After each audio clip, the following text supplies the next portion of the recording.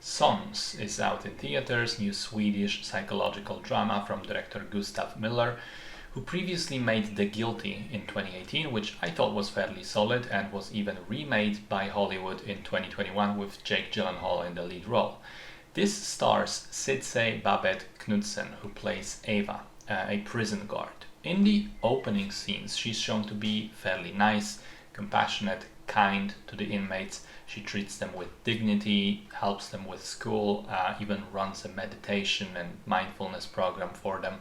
But one day a new prisoner is transferred into the prison's secure wing, and she immediately becomes obsessed with him for some reason. She checks out his records, she follows him around, she requests a transfer to his wing, and then begins to torture him, essentially, to make his life even more miserable than it already is.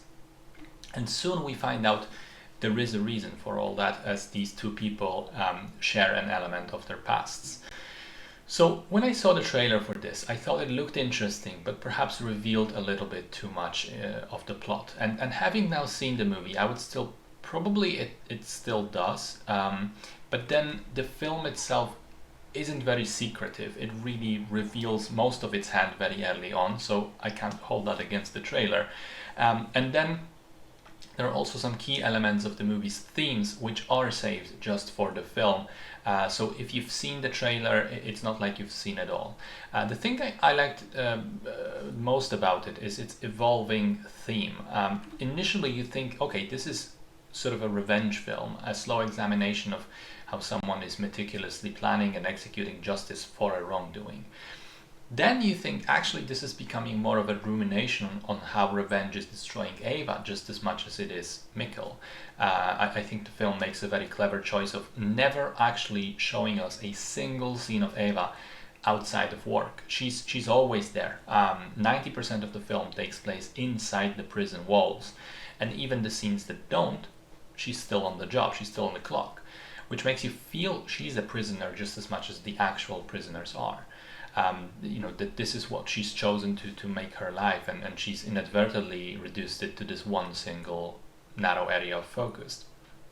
And finally, as it gets to the last act, you realize why the English title of this film is Sons, because the film becomes about sons, or even more so about mothers, about two women who struggle with the knowledge that their sons have not grown up to be good people. One of them, Hele, has that realization, but she seems to still be trying, still attempting to reconnect with Mikkel, to bring him back from the abyss, as it were.